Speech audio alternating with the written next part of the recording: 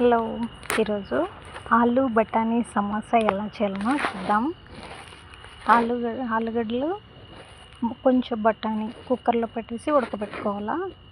ఒక బాండిల్ పెట్టుకొని కొంచెం ఆయిల్ వేసుకొని కొంచెం జీలకర్ర, ఆనియన్స్, అల్లము, పచ్చిమిరపకాయ, కరివేపాకు వేసేసి కొంచెం వేయించుకొని అందులోనే ఉప్పు, పసుపు, కొంచెం ధనియాల పొడి, కారపొడి వేసేసి వేయించుకున్న తర్వాత ఆలుగడ్డ ఒక మూడు ఆలుగడ్డ, కొంచెం బఠానీ.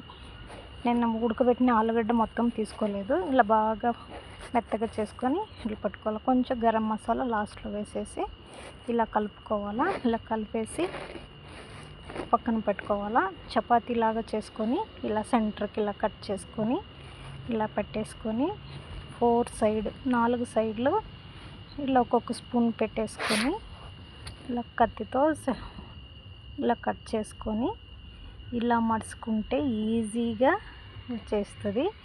ఇంకొక విషయం, నేను మైదాతో చేయలేదు, ఆటాతో చేసినాను. మైదా మంచిది కాదు కదా, అందుకే ఆటాతోనే చేసినాను. ఆటాతో కొంచెం సాఫ్ట్గా వస్తాయి. సేమ్ ఇలా మడుచుకోవాలన్నీ ఈజీగా మడుచుకోవచ్చు.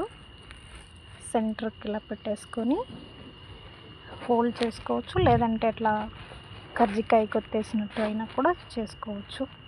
అన్నీ ఇలాగే తయారు చేసుకొని పెట్టుకోవాలా.